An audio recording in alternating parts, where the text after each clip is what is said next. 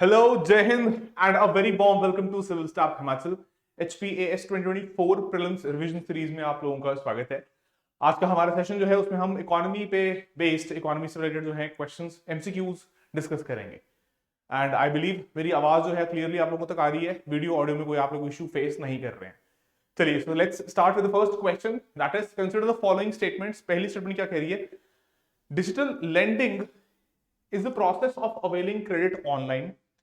And second, as per a Reserve Bank of India report, India has the maximum number of digital loan apps in the world. तो आपको बताना है कौन सी statement जो है इनमें से वो सही है, which statement is correct. So please quickly mark your answers in the comment box. चलिए शाबाश, जल्दी से कमेंट बॉक्स में अपने आंसर जो हैं वो मार्क करके बताइए। ऑल राइट, ठीक है। तो देखिए, जो पहली स्टेटमेंट है कि डिजिटल लेंडिंग जो है हम कह सकते हैं कि ऑनलाइन एप्लीकेशंस के थ्रू जो आप लोन्स अवेल कर लेते हैं, ranging from anywhere between as low as ₹2,000 to maybe ₹10,000, which is the maximum chunk of online loans which are given, right? Targeting the low income household groups in India.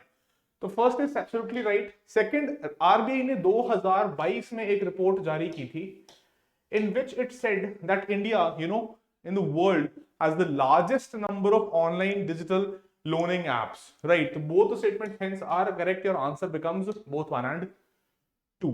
ठीक है, चलिए अगला सवाल। Consider the following statements. Unified payments interface payment limits for hospitals and educational institutions is rupees 5 lakh rupees per transaction. UPI से related पहली statement है।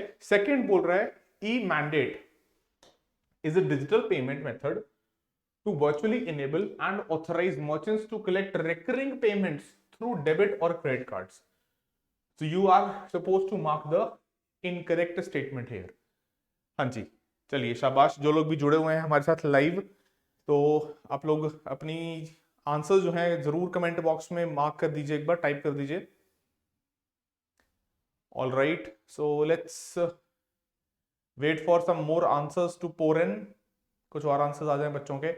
देखिए, जो पहली स्टेटमेंट है कि यूपीआई ने हाल ही में, आरबीआई ने ये अनाउंस किया था, जो अभी आपकी दिसंबर मंथ वाली मॉनेटरी पॉलिसी कमेटी की मीटिंग हुई थी, उसी के साथ कुछ और अनाउंसमेंट्स भी की गई रिजर्व बैंक ऑफ इंडिया द्वारा।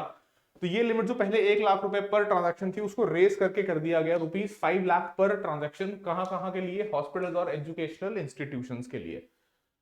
So first is correct. Second जो है ई मैंडेट, यानी कि जब आप मान लीजिए किसी ऐप के थ्रू, अगर आप कोई मान लीजिए पोस्ट पेड कनेक्शन यूज कर रहे हैं, इंटरनेट कनेक्शन यूज कर रहे हैं, जिसका बिल हर मंथ जनरेट होके आता है, तो आप ऑटोमेटिक पेमेंट्स, जिसमें आपने देखा होगा एक फीचर होता है कि उस ऑटोमेटिक पेमेंट को यदि आप एनेबल कर देते हैं तो उसमें आपकी पेमेंट अपने आप ही डेबिट हो जाती है। तो उसको बोलते हैं ई मैंडेट। जो है डिजिटल पेमेंट मेथड है, virtually enables and authorises merchants to collect recurring payments through debit और क्रेडिट कार्ड। तो बोथ आर करेक्ट। आपको बोला था इनकरेक्ट, तो इनकरेक्ट कोई भी नहीं है, answer will be none of the above. चलिए third question. Consider the following statements. पहला, MPI is a measure of poverty, considers multiple dimensions beyond just income और monetary measures. Multi dimensional poverty index के regarding first statement. Second statement जो है वो कह रही है it was developed by the United Nations Population Fund UNFPA and Oxford poverty and human development initiative. तो आपको इनमें से करेक्ट स्टेटमेंट जो है वो मार्क करनी है। तो एक तो पहली स्टेटमेंट है मल्टी डायमेंशनल पॉवर्टी इंडेक्स के रिगार्डिंग। दूसरी स्टेटमेंट कह रही है कि उसको डेवलप किया गया था 2 संस्थाओं द्वारा जॉइंटली। तो देखिए, जो फर्स्ट स्टेटमेंट है वो तो हमारी बिल्कुल सही है कि मल्टी डायमेंशनल पॉवर्टी इंडेक्स जो है हेल्थ हो गया, वेलबींग हो गया, एजुकेशन हो गया, इन सभी पैरामीटर्स के अक्रॉस देखता है कि डिप्राइवेशंस कितनी है। उन डिप्राइवेशंस में 1/3 से ज्यादा अगर डिप्राइवेशंस हैं तो उसको मान लिया जाता है कि मल्टी डायमेंशनल पॉवर्टी की कैटेगरी में व्यक्ति जो है वो फॉल करता है, राइट। और जो दूसरी स्टेटमेंट है वो क्या कह रही है? वो कह रही है कि ऑक्सफोर्ड के साथ यूएनएफपीए ने डेवलप किया था। तो पहली तो सही है, दूसरी जो है वो गलत है। यूएनडीपी ने और ओपीएचआई ने, इन दोनों संस्थाओं ने मिलकर जो है इसको डेवलप किया था, मल्टी डायमेंशनल पॉवर्टी इंडेक्स को। तो अगर करेक्ट स्टेटमेंट की बात करें तो सिर्फ फर्स्ट होगी correct, answer will be 1 only. ठीक है, I hope this is clear. चलिए, which of the following publish the state of food and agriculture report, ये रिपोर्ट जो है किस ऑर्गेनाइजेशन द्वारा पब्लिश की गई है, आपको ये बताना है। आपके पास ऑप्शंस क्या है? Food and agriculture organisation, world economic forum, international fund for agriculture development and Indian council of agricultural research, ICAR। तो देखिए चार ऑप्शंस हैं। अभी रिसेंटली भी ये न्यूज में थी रिपोर्ट, तो अगर आप न्यूज फॉलो कर रहे हैं तो I hope you must be able to answer this question. देखिए यहाँ पे it is the United Nations FAO, food and agriculture organisation, hence your answer becomes A. ठीक है, चलिए नेक्स्ट क्वेश्चन। हाँ जी, which of the following sectors are a part of the index of 8 core industries. आपको यहाँ पे ध्यान रखिए 8 कोर इंडस्ट्रीज के बारे में बात कर रहा है सवाल। टेलीकम्युनिकेशन, स्टील, इलेक्ट्रिसिटी, टेक्सटाइल्स या फिर सिल्वर। तो आपको बताना है कोड्स हैं आपके 1 4 2 3 3 5 या फिर 1 2 3 4 5 के, सभी आपको लगता है पार्ट हैं हमारे 8 कोर जो इंडस्ट्रीज हैं। And please remember this is crucial, 8 core industries, and in 8 core industries के जो वेट्स हैं आपको वो वेट्स भी याद होने चाहिए। So if we talk about, देखो यहाँ पे आपके 1 जो है वो नहीं है, 2 जो है वो है, 3 भी है, स्टील, इलेक्ट्रिसिटी, टेलीकॉम नहीं है, टेक्सटाइल नहीं है, सिल्वर नहीं है ना। क्रूड है, रिफाइनरी है, सीमेंट है, स्टील है, इलेक्ट्रिसिटी है, लेकिन टेक्सटाइल सिल्वर नहीं है। तो चॉइस क्या बन जाएगा? 2 and 3, right. So I hope this is understood. Let's move to question number 6।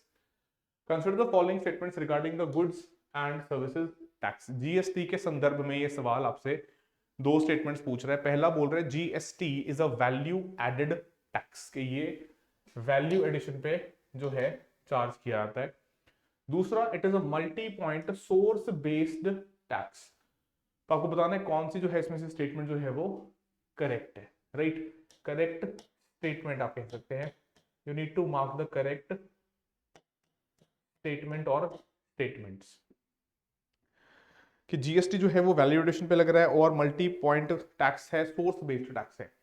देखिए फर्स्ट स्टेटमेंट जो है वो बिल्कुल सही है कि मल्टीपल जो है जहां जहां पे भी कोई वैल्यू एडिशंस हो रही हैं उन सभी स्टेजेस पे GST लगता है। मल्टी स्टेज टैक्स है बिल्कुल, तो वैल्यू एडेड टैक्स बोल सकते हैं। दूसरा जो है मल्टी पॉइंट है लेकिन सोर्स बेस्ड नहीं है, इनफैक्ट क्या है, डेस्टिनेशन बेस्ड, जो इसका गंतव्य है वहां पे जाके ये टैक्स पे होता है, उस स्टेट को फायदा पहुंचता है। तो दूसरी हो जाएगी इनकरेक्ट। आपका आंसर क्या बन जाएगा? करेक्ट पूछा था तो only 1, A will be the answer, है ना। सिंपल GST वैसे रिवाइज किया होगा तो कोई दिक्कत नहीं आनी चाहिए। चलिए, which of the following is are incorrect. पहला, in case of reverse repo rate banks borrow short term funds by pledging government securities, first statement. दूसरा, अंडर SDF यानी कि स्टैंडिंग डिपॉजिट फैसिलिटी, क्या बोल रहा है? Under the standing deposit facility banks can borrow funds from RBI by pledging government securities within the limits of SLR। तो आपको बताना है कौन सी स्टेटमेंट जो है इसमें से वो करेक्ट है। चलिए शाबाश। देखिए दोनों ही स्टेटमेंट जो हैं यहाँ पे गलत हैं। यहाँ पे आपका आएगा instead of SDF it should be marginal standing facility MSF, जो कि पीनल रेट होता है, और यहाँ पे आपका रिवर्स नहीं, it should have been repo rate. Repo rate वाली बात यहाँ पे सही होती।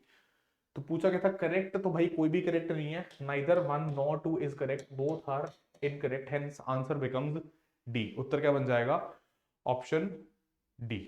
ठीक है, हाँ जी, कमेंट बॉक्स में आंसर्स चलो ठीक है। Question number 8, which of the following scenarios can be the best support towards achieving sustainable economic growth? तो वन लाइनर है लेकिन थोड़ा कंसेप्ट से रिलेटेड है। Deflation, low and moderate inflation, galloping inflation या फिर हाइपर इन्फ्लेशन। तो सवाल पूछ रहा है कि भाई इनमें से कौन से सिनेरियोज जो हैं वो बेस्ट सपोर्ट करेंगे सस्टेनेबल इकोनॉमिक ग्रोथ को अचीव करने में। देखिए जब हम बात करते हैं लो एंड मॉडरेट इन्फ्लेशन की, जिसको कंसिडर किया जाता है it is safe and it is very much required, कि ये क्या है, साथ में एसेंशियल भी है। क्यों? क्योंकि इट एक्ट्स एज एन, हम कहते हैं कि भाई इंसेंटिव भी तो होना चाहिए, जो प्रोड्यूस कर रहा है, जो मैन्युफैक्चर कर रहा है, उसको कुछ इंसेंटिव भी तो मिलना चाहिए in the form of earning some profits.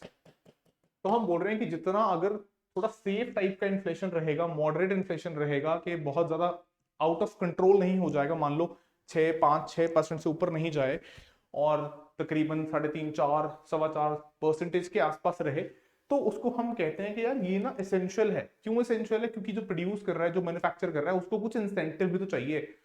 उसको चाहिए कि भाई इन्फ्लेशन इतनी हो कि थोड़ा बहुत एग्रीगेट डिमांड जो है वो एग्रीगेट सप्लाई को आउटवे करे, आउटवे करेगा तभी उसको दिखेगा कि मार्केट में ना लोग जो है वो खरीदारी करने के लिए आ रहे हैं, उसका सामान बिकने का स्कोप है, प्रॉफिट्स कमाने का स्कोप दिख रहा है उसको।